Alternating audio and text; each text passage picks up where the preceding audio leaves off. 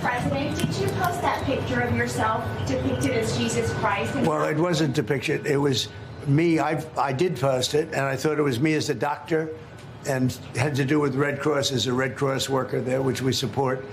And only the fake news could come up with that one. So I just heard about it, and I said, how did they come up with that? It's supposed to be me as a doctor making people better, and I do make people better. I make people a lot better. Well, first of all, Brett, I think the president was posting a joke, and of course he took it down because he recognized that a lot of people weren't understanding his humor in that case. I think the president of the United States likes to mix it up on social media, and I actually think that's one of the good things about this president is that he's not filtered. He doesn't send everything through a communications professional. He actually reaches out directly to the people.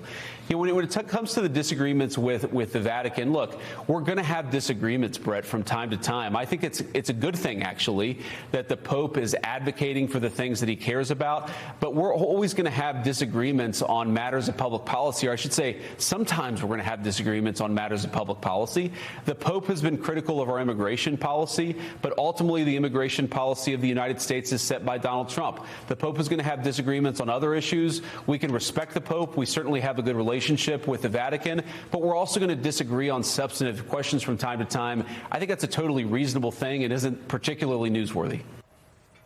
All right, so in that clip, that is reasonable. They're going to have disagreements with the Pope, but don't criticize the Pope. Don't attack the Pope. Understand the Pope has his job, and the Pope's job, Willie, is to teach the gospel of Jesus Christ to the world. And so, when JD's telling him to mind his own business, well, he is minding his own business. One other thing, too, if I could just say, JD said, it's just a joke. No, blasphemy is not a joke. And if you don't have to take it from me, take it from some of Donald Trump's biggest apologists in the Christian community. They didn't consider that to be a joke. In fact, most of them consider it to be blasphemy. Rod Dreher, who is a conservative author, a podcaster, writer, a big name, especially in the sort of far-right Christian community. Rod said that he's not calling Donald Trump the Antichrist, but he said that it was Rod Dreher, a conservative writer who attended the Catholic baptism of Vance and loves Vance before he entered politics, went further. I'm not saying Donald Trump is the Antichrist, Dreher told the Wall Street Journal, but he's radiating the spirit of the Antichrist, no question. And believe me, again, that comes from a close friend of J.D. Vance, a strong supporter of Donald Trump, and something that every single one of these people would have said if Barack Obama had depicted himself as Jesus Christ, if George W. Bush, Joe Biden, Bill Clinton, any president that preceded Donald Trump into the White House had depicted themselves as Jesus Christ. It's not a joke. It's blasphemy. And I mean, Joe, you could play this game 10 times a day, but particularly now, what if former President Barack Obama had posted a picture of himself as Jesus?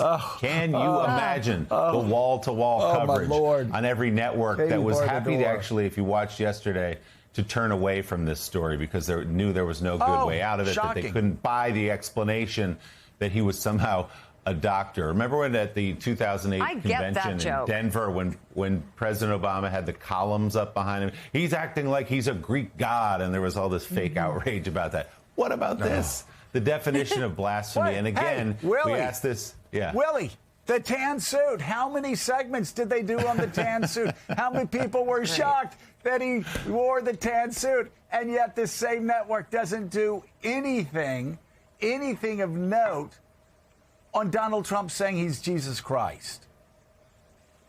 Deeply offended by the arrogance, as they saw it, of Barack Obama, but not here. And again, we've asked this of so many Republicans, Speaker Johnson, Lindsey Graham, the list goes on and on. But the fact that the Vice President of the United States has to wake up and be told, we need you to go on Fox News and defend Donald Trump, putting himself up alongside Jesus Christ, an image of himself as Jesus Christ. And the explanation always is, oh, you guys can't take a joke. That's just Trump being Trump. Well, he's not some random guy on the internet. He's not a podcaster. He's not a reality TV show host. He's not a New York socialite in the 80s anymore. He's the president of the United States, but they always find a way to twist themselves in knots to excuse or defend what he's done. Let's bring into the conversation MS Now contributor Mike Barnicle, politics bureau chief and senior political columnist at Politico Jonathan Martin, and Washington bureau chief of USA Today, Susan Page. Her new book out today titled The Queen and Her Presidents, The Hidden Hand That's a good one. That Shaped History. Great book. We're going to get to that in just a moment, Susan. Mike Barnicle, let's start off with you, just this back and forth, the pathetic attempt, first of all, by the President of the United States to explain away this image of him as Jesus Christ, as him being a doctor. Of course, no one bought that. But then also the minions around him scrambling to somehow excuse what he's done here. Well, I think everybody knows that the Pope is weak on crime and terrible on foreign policy. That's to start with. Everyone also knows that, unfortunately for Donald Trump, the Pope is not a candidate for anything. He's the leader of the Holy Roman Catholic Church throughout the world. That's more than 1 billion people of faith. And the word that has not been dropped here today, and I think that the past couple of days, after we've talked about it, and Jonathan was talking about it earlier, the night-long spree of texts and Truth Social posts, Sunday morning, 13 or 14 of them, 2 o'clock in the morning, 4 o'clock in the morning.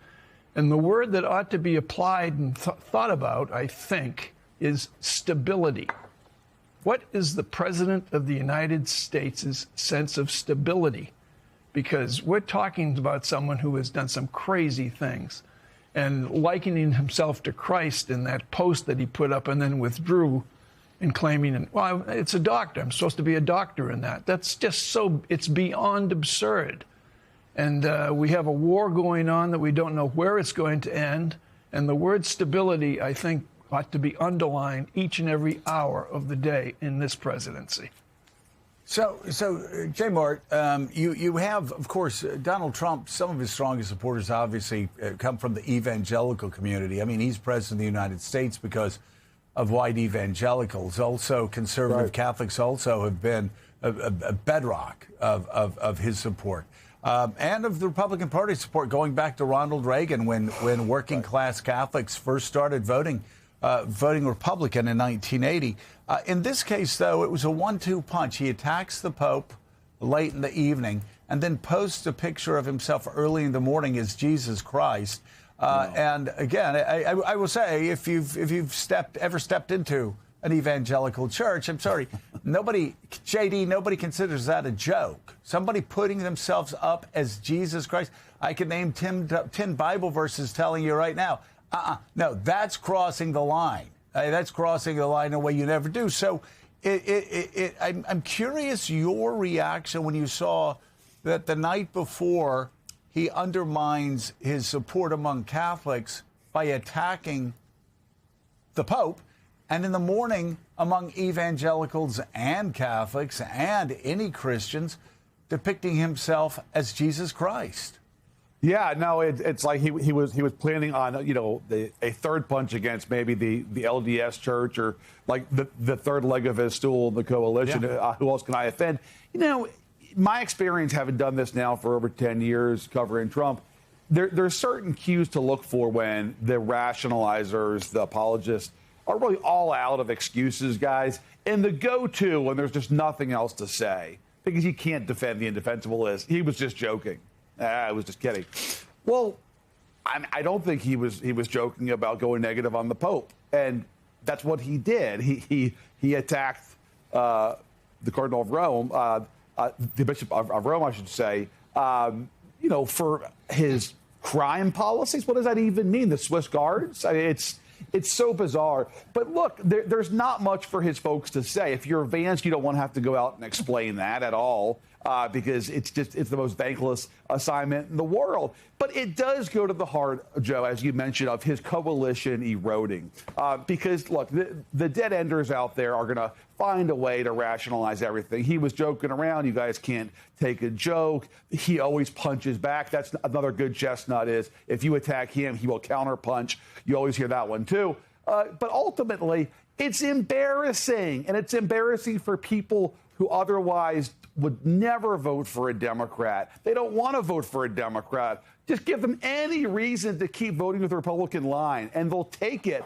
But they don't want to have to keep apologizing and defending and explaining this behavior because it's embarrassing to them and their families and their communities. They won't say it like that, Joe, but you and I know that that is really the issue here. It's humiliating for his supporters. Yeah, the behavior is embarrassing, and then President Trump's explanation is insulting Susan Page to the intelligence of anybody, including those who voted for him. And it's received widespread condemnation. The Italian Prime Minister, Giorgia Meloni, who is usually a relatively favorable, Trump ally, she said that she found the President Trump's remarks about the Holy Father unacceptable. The Pope is the head of the Catholic Church, and it is right and proper that he call for peace and condemn all forms of war. And of course, the Vatican there in Italy's backyard. Susan, it's also striking to me that I think that the Pope strikes a particular nerve for President Trump. We know he doesn't handle criticism well from anybody. But with the Pope, this Pope, an American Pope, I think for Trump, it's difficult for him to understand. Suddenly there's a counterweight out there. There's another American whose voice, far quieter than President Trump's, but carries just as much influence. Two things have happened that we've never seen before. Presidents and popes have had their differences before over issues of war, over issues of abortion rights. But we've never had a president take on the Pope in the kind of direct and very political way that President Trump did. And we've never had a Pope punch back in such a direct way. The Pope was clearly not cowed or really taken aback or intimidated by what Trump said. He came back and talked to reporters with cameras about his reaction to the president. And as you said, the fact that he's the first American Pope, speaks English, talks directly to Americans in a way no previous Pope has ever been able to do, that is an important thing to keep in mind when you think about the political consequences of what we've had now in this dispute. I think his explanation, too, that this is me as a doctor, I make people better, is a political gift for Democrats. They can touch off that in a number of ways. Jonathan